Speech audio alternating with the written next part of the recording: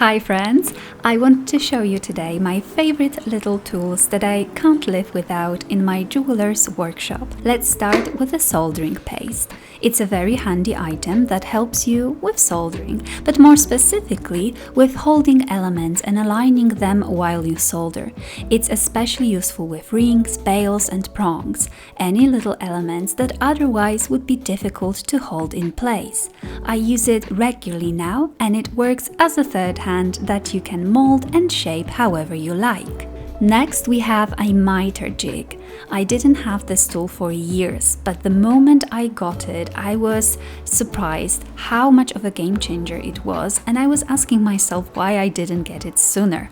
It may seem like a tool you don't need, but trust me, if you want precision in your work, this is an essential addition. I'm no longer frustrated with my ring bands because the edges of the bands are perfectly flush each time. Same with the ends of the wires before I solder them. Another item I absolutely cannot live without is this double-sided tape. I use it to transfer my designs onto metal for sewing. You can find it online and at hardware stores. This one was purchased at Lidl. My previous tape that I had for years got old and the glue was bad. But this one, it's a new one and it works perfectly well again and will serve me for a very long time. Round nose pliers are something I use constantly for shaping, whether that's little flowers, wires or other elements. Quality round pliers that are solid and properly aligned are amazing and make your life so much easier. They are very precise and you can shape even teeny tiny elements with them, and they are very easy to hold.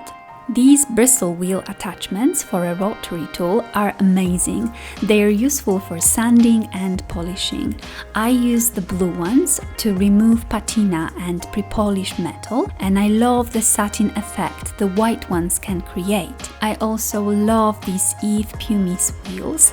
They are used for cleaning the metal, especially bezels, as they are safe around the gemstones. They will remove scratches and polish the surface.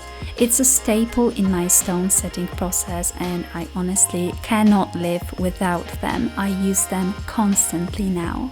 Ring clamps are another tool I couldn't live without, for holding rings and study rings, but also for holding little elements while you work on them, for example sanding and polishing, and you can hold many at once. It was a game changer, especially when it came to my little earrings, like alpaca earrings. This is just perfect. Hand file Cat 2 is something I'm reaching for regularly while working on my metal to remove excess silver quickly, file down and clean the edges. It's another staple in your workshop. Sharp and precise snips are another tool that I'm using often and wouldn't be able to swap with anything else anymore.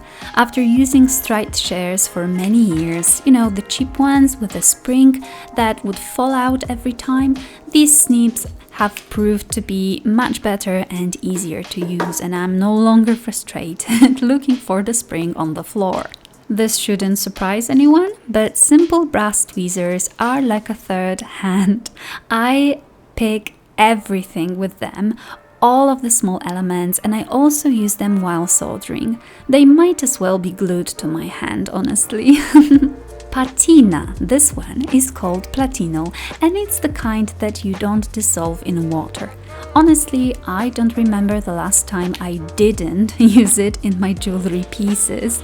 I always apply it to darken the metal and bring out the details. These are needle files Cat 4 and they are perfect. I used to think that I don't need needle files that aren't very coarse, but now I know I was hugely mistaken. I use them constantly now and I love that they are rather medium to fine. They clean up nice, but they're delicate enough so they don't leave any rough edges or create any deep scratches. This measuring device is a center finder and it's extremely handy for, finding center. If you want precision and symmetry for stamping or soldering, for example the bail, then this is a very useful gadget. What are your favorite tools you can't live without? Let me know in the comments. Thanks so much for watching, and I will see you in the next one. Bye!